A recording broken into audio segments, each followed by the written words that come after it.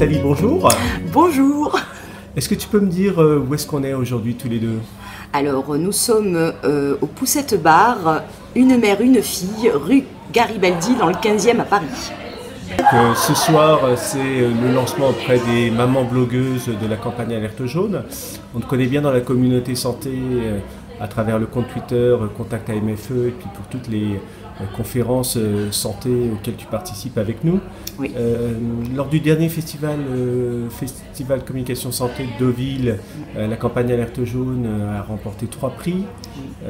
C'est une campagne que vous lancez aujourd'hui sur les médias grand public. Est-ce que tu peux nous dire en quelques mots quels sont les principaux messages de cette campagne? L'Alerte Jaune a pour but d'informer qu'il faut surveiller la couleur des selles des bébés. Donc la cible étant très grande puisqu'il y a 800 000 naissances par an, on a décidé de frapper fort avec un buzz médiatique et notre marraine a accepté de reprendre le personnage de Dorothy Doll qui était donc la Minute Blonde à l'époque de Canal+.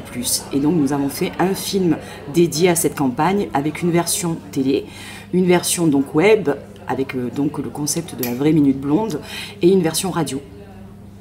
Est-ce que tu peux nous redire en quelques mots pourquoi c'est si important de regarder la couleur des selles de bébé? Alors c'est important parce que si les selles sont pâles, c'est qu'il y a un problème d'évacuation de la bile. Alors il faut surveiller la couleur des selles des bébés. Si les selles sont pâles, c'est révélateur d'une atteinte hépatique au foie. Ce qui peut être très grave. Ce qui peut être très grave. On parle de bébé, mais juste une précision, c'est jusqu'à quel âge qu'il faut... c'est dans les premiers mois que ça se voit ou oui, tout à fait. Si c'est pas dans les premiers mois, ça n'arrive pas Si, c'est-à-dire les selles se décolorent à partir du 10e jour et il faut absolument que le dépistage se fasse avant le 30e jour, car actuellement il se fait à 60 jours et c'est malheureusement déjà trop tard. C'est le grand lancement de la campagne Alerte Jaune. En quelques mots pour ceux qui vont te regarder, de quoi vous avez besoin? Comment est-ce qu'on peut vous aider aujourd'hui, la MFE, à faire passer vos messages et à diffuser votre campagne? Alors via les réseaux sociaux, vous pouvez tout à fait partager à tout va le spot de la Minute Blonde, en parler sur vos sites respectifs. Voilà, donc diffusons en masse pour que tout un chacun se souvienne de ce réflexe tout bête. Donc vous avez demandé aux médias à travers le dispositif Grande Cause de diffuser vos spots, aussi bien à la télé qu'à la radio. Comment est-ce qu'ils répondent aujourd'hui ?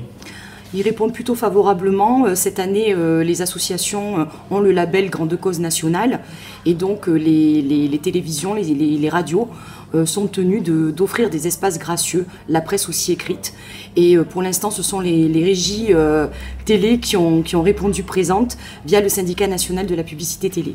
Et donc on va retrouver la campagne sur France 4, TF1, Direct 8, Canal+, et on l'espère donc ensuite toutes les autres chaînes. Voilà. France Télévisions, vous n'avez pas encore répondu? On a France 4. France 4, d'accord, mais pas France 2, pas ni encore. France 3, ni... Pas encore, on a TF1 quand même pour une grande chaîne nationale. Et on espère réussir aussi à diffuser le spot version radio, donc sur les radios. Mais il n'y a pas, comme pour la télé, un syndicat national de la publicité télé comme il existe donc pour la télé. Comment vous avez réussi à financer cette campagne-là? On se dit ressusciter la Minute Blonde avec Frédéric Bell. Ça doit être compliqué à mettre en place et compliqué à financer. Comment vous avez réussi cet exploit? Alors c'est Frédéric Bell, la marraine de l'association, qui a accepté de reprendre son rôle de façon bénévole et qui a sensibilisé toute l'équipe de Canal+, qui a dit oui donc autour de ce projet. Et c'est toute une équipe solidaire qui s'est constituée pour qu'on puisse créer ce projet. Donc c'est un projet complètement, on va dire, bénévole et autofinancé. Parce qu'on a eu quand même quelques frais comme les locations des caméras, les locations du matériel. C'est quand même 60% de notre budget, donc il faudrait faire des dons à l'association pour qu'on puisse en parallèle aussi monter des actions pour la recherche. Typiquement avec des dons, quels seraient vos projets demain pour la MFE? Mieux diffuser dans les hôpitaux, mieux diffuser auprès des mamans. Quels sont les axes prioritaires de communication pour la MFE pour faire passer ces messages? Alors avant tout, nos axes sont en direction pour l'instant des professionnels de santé.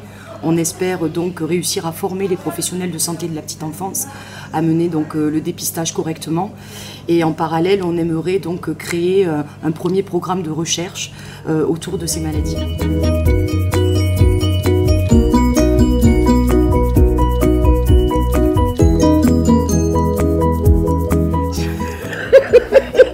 sais pas qui regarde. Mais arrête de regarder. Je sais pas qui je regarde. Il faut que je regarde où. Ah, il est là le truc. Voilà, le truc il est là, je me disais.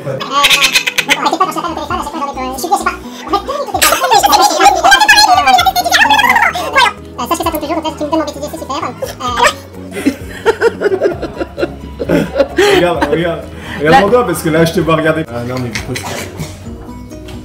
Ah donc.